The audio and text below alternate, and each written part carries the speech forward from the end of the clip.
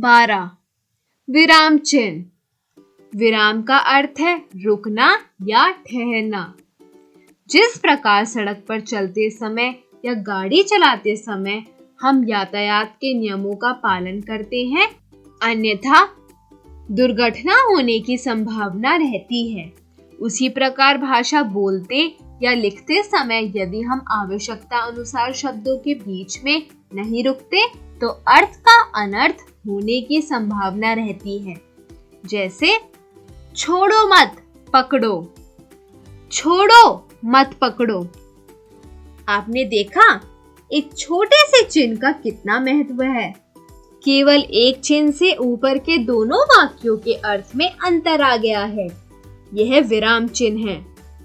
भावों को व्यक्त करने के लिए वाक्यों के मध्य या अंत में रुकने के लिए जिन चिन्हों का प्रयोग होता है वे विराम चिन्ह कहलाते हैं। इन चिन्हों की जानकारी का बहुत महत्व है।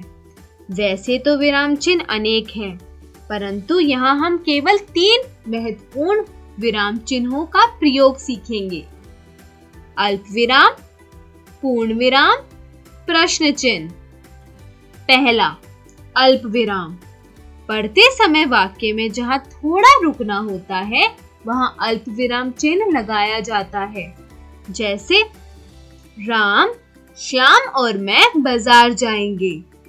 गेहूं, चावल और दाल मंगा लो। दूसरा, पूर्ण विराम।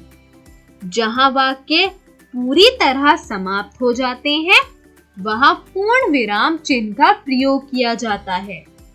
जैसे राम खेल रहा है, माँ खाना बना रही है। तीसरा, प्रश्न चिन्ह। प्रश्न सूचक वाक्यों के अंत में प्रश्न चिन्ह का प्रयोग किया जाता है।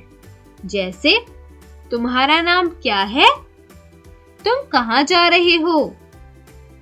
हमने सीखा भावों को व्यक्त करते समय वाक्यों के मध्य या अंत में रुकने के लिए जिन चिन्हों का प्रयोग होता है वे विराम चिन्ह कहलाते हैं।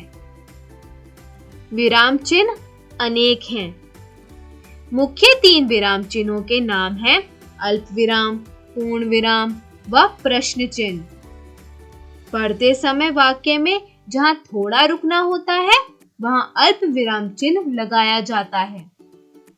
जहाँ वाक्य पूरी तरह समाप्त हो जाता है वहाँ पूर्ण विराम चिन्ह का प्रयोग किया जाता है। प्रश्न सूचक वाक्यों के अंत में प्रश्न चिन्ह का प्रयोग किया जाता है।